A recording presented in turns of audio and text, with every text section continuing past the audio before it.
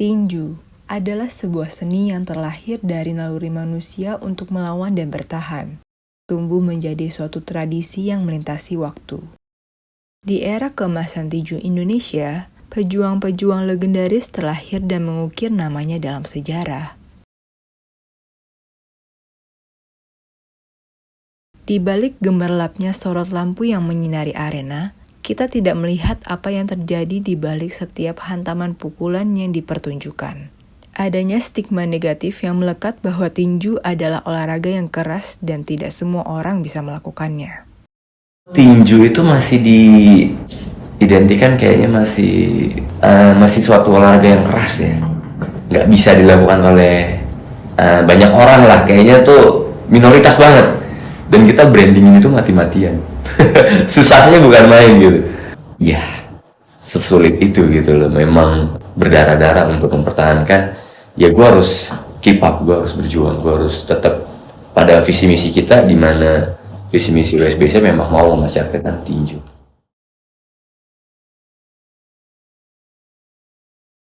Tinju adalah panggung bagi orang-orang dari berbagai lapisan masyarakat. Dalam keberagaman ini, kita menemukan hal yang membuktikan bahwa olahraga ini bukan hanya untuk segelintir orang. Combat sport khususnya boxing ya, setelah saya jalani sendiri juga, ternyata itu bukan sekedar olahraga yang kita main pukul aja gitu ya. Jadi ada seninya, bagaimana kita memadukan antara teknik memukul, kecepatan, ketepatan, sama ketahanan fisik di dalam satu waktu. Saya melihat bahwa banyak sekali benefit yang kita dapat dari boxing. Khususnya kita lah ya, cewek-cewek, pasti mau weight loss, udah pasti. Habis itu endurance untuk jantung, napas, itu semuanya bagus banget. Terus habis itu nanti ada lagi bagaimana kita melatih refleks pada saat kita padding dengan kombinasi antara eye coordination sama body kan. Itu semuanya juga kita dapat di boxing.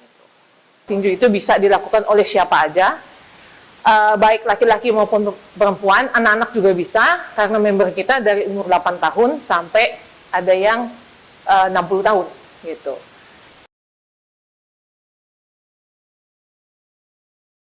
Tinju bukan sekedar pertarungan di atas ring. Latihan tinju menawarkan lebih dari sekedar fisik yang prima. Olahraga tinju juga disertai dengan peralatan yang dirancang untuk keselamatan dan kenyamanan. Mulai dari sarung tinju sebagai pelindung kepalan tangan, pelindung gigi, helm khusus, serta pelindung alat vital.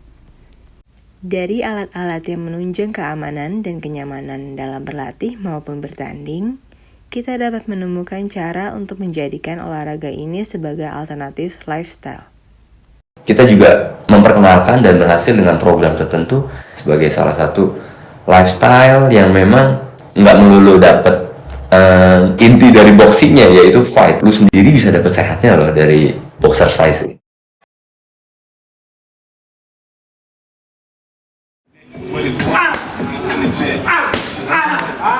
Di arena tinju hingga komunitas sekitarnya, kita menyaksikan dampak positif yang dihasilkan. Berarti kita tuh mengumuli anak-anak jalanan yang nggak tahu arah, diarahin. Dari arahnya bidang ke petinjuan. Dia bertinju, seandainya dia mungkin di reperka, dia bisa juara. Alhamdulillah di KBJ itu udah 20% anak-anak udah kerja di pemerintahan dari jalur prestasi. Ngerasa kenal sama diri sendiri aja, karena gue jadi tahu kekurangan gue, karena kita sharing sama orang-orang yang di komunitas, jadi kita banyak yang lihat sisi butanya kita sih. Buat anak-anak yang punya satu visi misi gitu, walaupun beda background tapi satu tujuan gitu.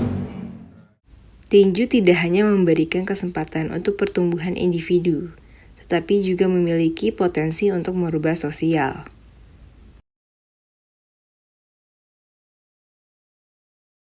Masih mengenai double cover dari Tiki Prasetyo yang terlihat cukup disiplin. Akhir-akhir ini acara tinju bertema celebrity fight cukup menyita perhatian publik. Hal tersebut nampaknya cukup berdampak positif pada industri tinju.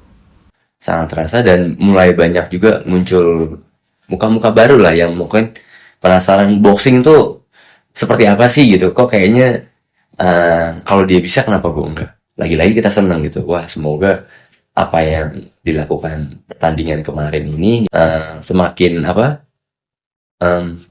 membentuk circle dan komunitas kita semakin lebih besar lagi. Namun, ini tidak terlalu berdampak pada atlet profesional. Tidak seperti atlet tinju di luar negeri yang mendapat banyak sekali sorotan publik, dikarenakan mereka memiliki personal branding yang bagus.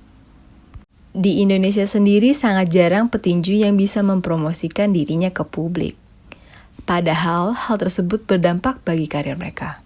Boxer sendiri harus pintar untuk personal branding, karena itu menunjukkan siapa diri dia gitu. Kadang-kadang masih malas atau malu untuk menunjukkan padahal itu sebuah skill yang mungkin dari sejuta orang yang bisa cuma berapa. Di balik setiap pukulan dan ribuan jam latihan, pasti ada harapan dari mereka yang berkecimpung dalam olahraga ini. Harapan gue pada industri ini pertandingannya makin banyak. Jadi harapannya kalau eventnya makin banyak, pasti ini ngegulung semua gitu loh industri kita. Ya dari gearnya, dari orangnya, dari pelatihnya juga mungkin nanti akan muncul pelatih baru, petinju juga pasti akan keluar petinju baru. Karena kan pertandingannya banyak, nggak mungkin pertandingannya banyak, petinjunya main itu aja, harus fresh juga petinjunya. Nah, jadi gongnya di situ itu akan jalan ke semuanya sih. Jadi harapannya kalau pertandingannya semakin banyak, insya Allah industri ini makin besar. Yakin sih di sini. Untuk atletnya sendiri ya, supaya mereka bisa menjadi juara dunia, bisa punya masa depan yang baik gitu loh.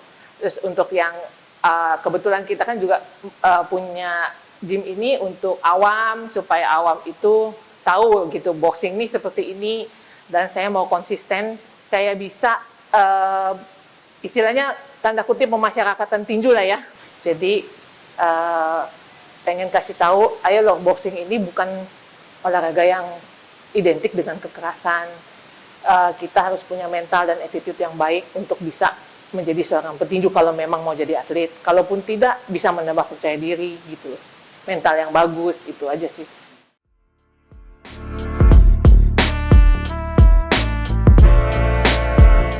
Inilah panggilan untuk memahami lebih dalam sekaligus mematahkan stigma negatif dan memberikan pengakuan yang pantas bagi olahraga yang menjadi bagian penting dari sejarah prestasi kita di mata internasional.